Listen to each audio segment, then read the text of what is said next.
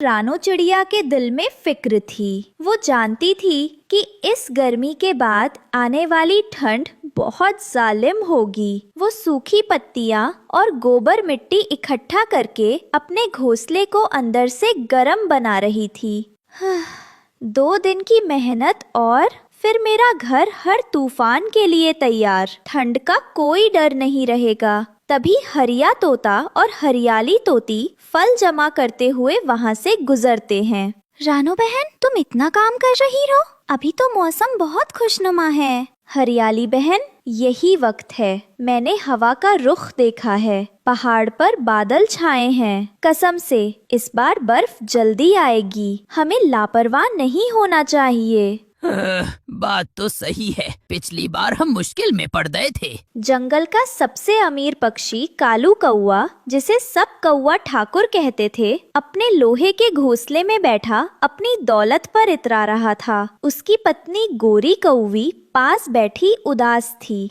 क्या तमाशा है गोरी, देखो वे छोटे पंछी। रानो सबको डरा रही है। कालू जी, रानो सच कह रही होगी। प्रकृति के सामने हमारा गुरूर क्या काम आएगा?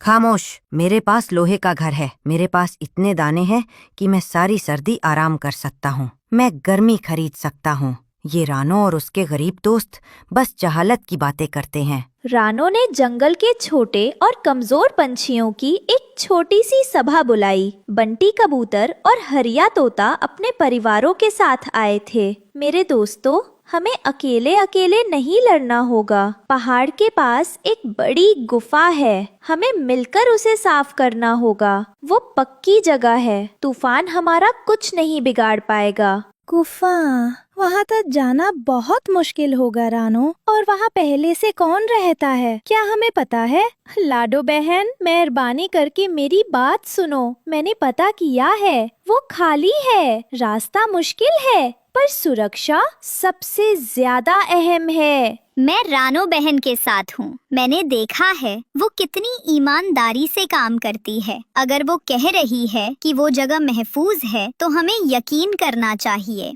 गुफा, वहाँ बहुत ठंड होगी। और कालू ठाकुर क्या कहेगा? रानो बहन की बात में दम है बंटी। अपनी जान से ज्यादा अहम कुछ नहीं। ठाकुर की दौलत हवा को नहीं रोक पाएगी। जैसे ही रानो ने अपना सुझाव खत्म किया, कालू कौवा ठाकुर वहाँ अचानक आ धमका। उसकी आवाज में अहंकार भरा था। ये सलाह गलत है। ये डरपोक लोगों का काम है। ठाकुर जी, तुम सब बेवकूफ हो। मेरी रियासत में कोई गुफा में नहीं जाएगा। मैं जंगल के बीच में एक शानदार और बड़ा गर्म हॉल बनाऊंगा। जो मेरे साथ रहेंगे उन्हें शौक से आराम मिलेगा। कालू भाई, वो हॉल अभी अधूरा है। मौसम नहीं मानेगा। मैं ठाकुर हूँ। मेरी दौलत से प्रकृति भी डरती है। जाओ और मेरे हॉल में आओ। बंटी कबूतर डरकर ठाकुर की बात मान लेता है, जबकि हरिया तोता सोच में पड़ जाता है। रानो की चेतावनी और ठाकुर के घमंड के बीच बंटी कबूतर ने ठाकुर कालू का साथ दिया।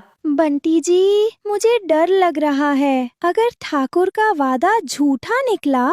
चुप रहो बबली, वो जंगल का राजा है। उसने कहा है तो इंतजाम होगा। हरिया जी, कसम से मुझे रानो बहन पर पूरा यकीन है। ठाकुर की बातों में मत आओ। हरिया तोता, हरियाली तोती, तुम सही कह रही हो। अफसोस है कि बंटी नहीं समझा। हम अपने बच्चों को लेकर गुफा में ही जाएंगे। अचानक तेज ठंडी हवाएं शुरू हो गईं। देखते ही देखते आसमान से बर्फीली बारिश का पहला वार हुआ। रानो और हरिया, बाकी पक्षी का परिवार गुफा की तरफ निकलने लगा। जल्दी करो, रास्ता खतरनाक हो जाएगा। कालू ठाकुर अपने लोहे के घोंसले में बैठा था।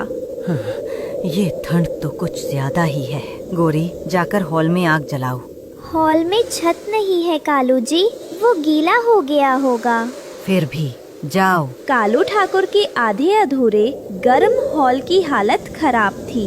बर्फीली बारिश और तेज हवाओं से उसका निर्माण कमजोर पड़ गया। ये क्या बकवास है? एक तेज आवाज होती है और हॉल की कमजोर दीवार भरभरा कर गिर जाती है। मेरी दौलत, मेरा घमंड, मैं बर्बाद हो गया। ये सब आपके अहंकार की सजा है कालू जी, रानो सच कह रही थी। उधर बंटी कबूतर का घोंसला, जो उसने ठाकुर के भरोसे पर मजबूत नहीं किया था, बर्फीली हवाओं का सामना नहीं कर सका। घोंसला तेजी से हिलता है। बंटी जी, बाहर निकलो, ये हमें मार डालेगा। घोंसला तेज हवा से उखड़कर दूर जा गिरता है। बंटी, बबली और उनका बच्चा किसी तरह जान बचाकर एक पेड़ की ओट में छिप जाते हैं। हमने गलत फैसला ले लिया, कोई मदद करो, हमारे बच्चे ठंड से मर रहे हैं। रानो ने गुफा के अंदर सभी परिवारों को सुरक्षित कर दिया था, लेकिन उसे बंटी और उसके परिवार की फिक्र थी। हरिया भाई, बंटी का परिवार कहीं मुसीबत में होगा, हमें उन्हें ढूंढना होगा। मैं आपके साथ हूँ रानो बहन, इंसानियत का यही फर्ज है। खुदा हाफिज, एहतियात से जाना, मैं यहाँ बच्चों का ख्याल रखूंगी। रानो और हरिया बर्फबारी के बीच मशाल लेकर बाहर निकल जाते हैं। रानो और हरिया ने बंटी के परिवार को एक टूटी हुई डाल के नीचे ठंड से कांपते हुए पाया। वे उन्हें संभालकर गुफा की तरफ बढ़ने लगे। तभी उन्हें रास्ते में कालू ठाकुर और गोरी कौवी मिले। ठाकुर के चेहरे पर दौलत का नहीं बल्कि डर का भाव था। रानो, मुझे माफ कर दो, मेरी सारी दौलत बेकार हो गई, मैं हारा हुआ हूँ। अभी बहस का वक्त नहीं कालू भाई, बंटी और उसके परिवार को सहारा दो जल्दी। कालू ठाकुर पहली बार अपनी ताकत का इस्तेमाल किसी की मदद करने के लिए करता है। वो अपनी बैलगाड़ी निकालता है और सभी उसमें बैठाकर गुफा की ओर निकल जाते हैं। गुफा के अंदर की गर्माहट और सुरक्षा जन्नत जैसी थी। सभी सुरक्षित थे। कालू ठाकुर और बंटी कबूतर एक साथ आग के पास बैठे थे। रानो, तुमने मेरी और मेरे बच्चों की जान बचाई, मैं कितना बेवकूफ था। बंटी सही कह रहा है। रानो, तुमने हमें सबक दिया है, असली दौलत ये प्यार है, मिलजुल कर रहना है, मेरा लोहा और मेरा पैसा नहीं। तुम्हारा दिल बहुत साफ है बहन। कुछ महीनों बाद बर्फीली बारिश पूरी तरह रुक चुकी थी। सब बाहर निकले। मेरे दोस्तों, मैंने अहंकार किया, मैंने गुरूर किया। रानो ने हमें बचाया। आज से जंगल की नेता तुम हो रानो। हम सब बराबर हैं कालू भाई, हम सब मिलकर रहेंगे। ये इम्तिहान हमें सिखा गया कि मेहनत और दयालुता ही सुख की असली कुंजी है। उस दिन से कालू कौवा ठाकुर ने अपना घमंड छोड़ दिया। उसने अपनी दौलत का इस्तेमाल सबकी मदद के लिए किया और रानो चिड़िया जंगल की सच्ची राहत बनकर